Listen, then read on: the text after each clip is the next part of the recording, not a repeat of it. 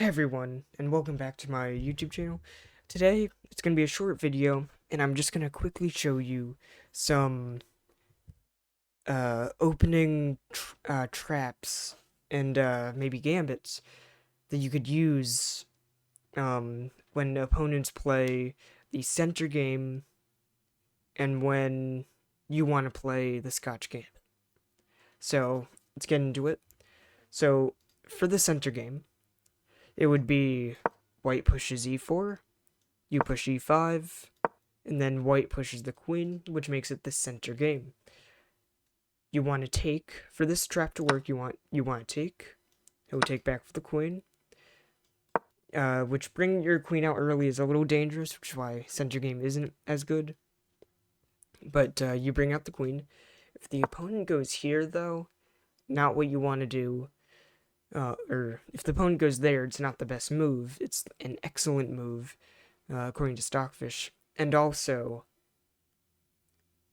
it just you can't do the trap if he goes there. So if he goes there, this whole trap does not count. You can't really do anything with this. With this trap, if the queen goes there.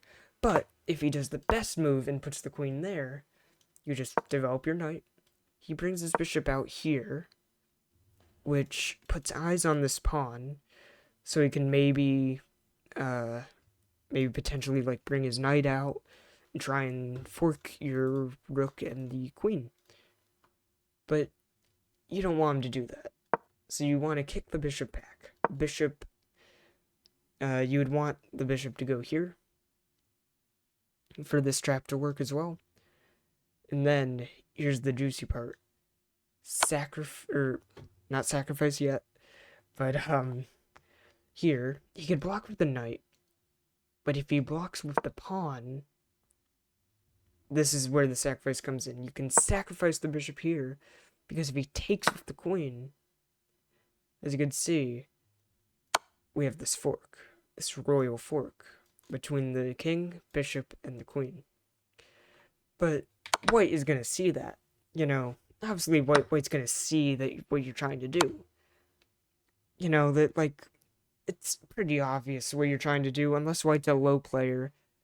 White's obviously going to see basically what you're trying to do if they think at least one move ahead. So, white is probably not going to take, but if they do, you would just fork them. But if they don't take, you would go here, because you could sacrifice the bishop again, and if he just moves his king, you win the queen. Guaranteed to win the queen. Because if he moves his queen here, you can just go here, forking the two pieces. If he decides to take for the king, again, fork the two pieces. So, the second you get this development, you're guaranteed to win a queen. Because here, he goes here, you're winning a queen. If he decides to go here, sacrifice the bishop, moves the king, you win the queen. Takes with this, the king, you win the queen. Decides to take with the queen here, again, you win the queen. So, center game trick, if you're playing as black, that's definitely, and white, if you're playing as black and white plays the center game, that's definitely, a trick that you would want to do. A trap that you want to be aware of. Another trap is, called the Scotch Gambit. So, the Scotch Gambit, goes by the following. You push the pawn, you do this. This is basically standard development. Because right here, you could play multiple moves. You could play multiple openings. The Ruy Lopez opening. You could play the Italian game. You can play the Ponziani opening. You could play the Scotch opening. And this is what I'm going to show you. So, if you want to do the Scotch Gambit, you have to play the Scotch game. So, the standard development for many openings, and then you play a Scotch game. The Scotch game would go as following: here, here, and there. And you have your queen out, kind of like the center game where you have your queen out. So just be mindful of blundering your queen, but yeah. But that is what doing this for the regular Scotch game is fine. But if you want to play the Scotch Gambit, you wait for this to take, but you don't take back for the knight or the queen. Obviously, you wouldn't take back the queen, but if you don't want to take back for the knight, you want to bring your bishop out to here, and it turns into the Scotch Gambit.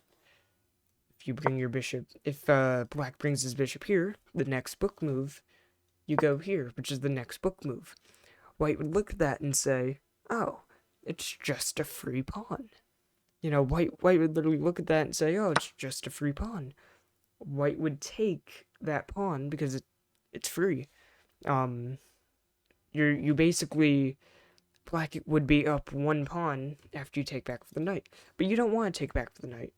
You want to sacrifice the bishop again, another bishop sacrifice the bishop again after he takes.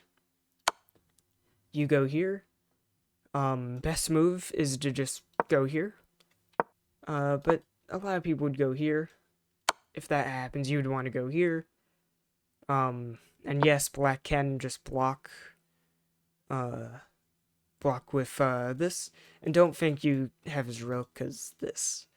But then there you just take the bishop if he blocks. If he doesn't block and moves his king back here, you then take the bishop. He's most likely going to go and play this, and you go c4. He'll try and bring his knight out, and then you could go and bring your pawn out. And that is basically the Scotch Gambit. So, basically, you're 0.5 on the evaluation bar, or 0.5 on the evaluation bar in the lead. Very small, very minor.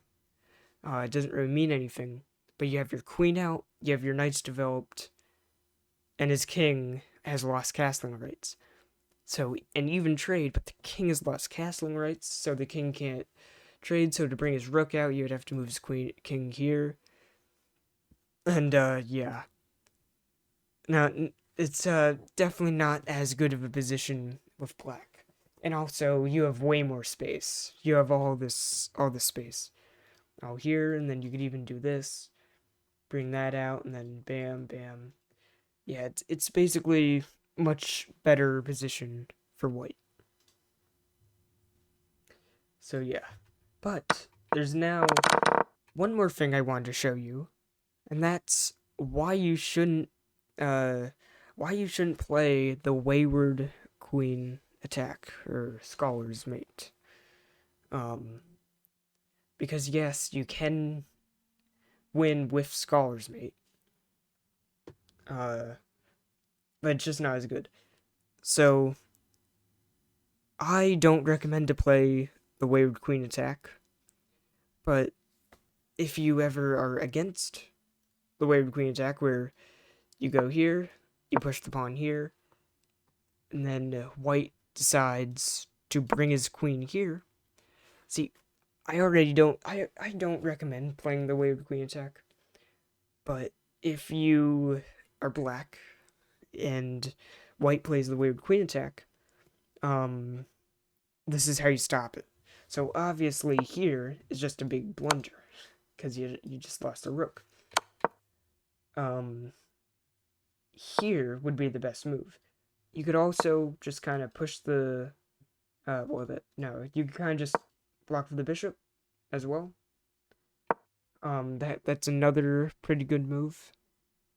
But, the best move in this case would be bring the knight out, attack the queen. White would then just take the pawn, because, it's a free pawn. And then you play the great move, bishop here. And then white has one more trick for you here, trying to win this pawn and then the rook. Obviously, if you don't see it and decide to go here, well, you just lost your rook. So, you wouldn't go you wouldn't go there. But yeah, you would just lose your rook, or at least this pawn at least. So you'd castle. That's the next best move. White would then most likely just kind of step back, bring the queen out, and then you could just take this pawn, and you win the pawn back, attack the queen again, and yeah. So the wayward queen attack isn't really a good opening because you brought your queen out so early. Black has more development down because you could just keep developing your pieces and attacking the queen. And if you could just keep developing your pieces and attacking the queen, you're gonna just end up you're gonna just end up winning. So if you're black and you keep attacking the pieces, if you're black and you keep attacking the pieces, you're just gonna keep developing your pieces, and the queen has to keep moving. So white would end up being behind in development. In this case as well, white can completely just blunder their queen by complete accident. Complete accident. So in one game, white completely blundered their queen when doing the wayward queen attack, and they just resigned because you lost your queen. So if you keep attacking the queen, and then they play some move and then stop attacking the queen, because like, okay, so if white decides, like after here, if white decides to go here, attack the knight. This happened in one of my games where I pushed the pawn to defend the knight, and they said, oh, well, I'll just bring the knight out here and attack the knight 2 times. Because then after you go, because after here, well, then I'd have to play a move, but after knight here, and you take, and then white would be maybe more at an advantage. But there's one issue with this. The queen is completely blundered, and the opponent resigned after this. But completely just blundered the queen. So this is why you should never play the wayward queen attack. Because you're just going to completely blunder your queen if you're not careful. So unless you know like fully what you're doing, then it's fine. But the thing is, at low levels this could work, but at higher levels they're just going to end up at higher levels they're just going to end up just playing the best moves, and then your whole thing is done.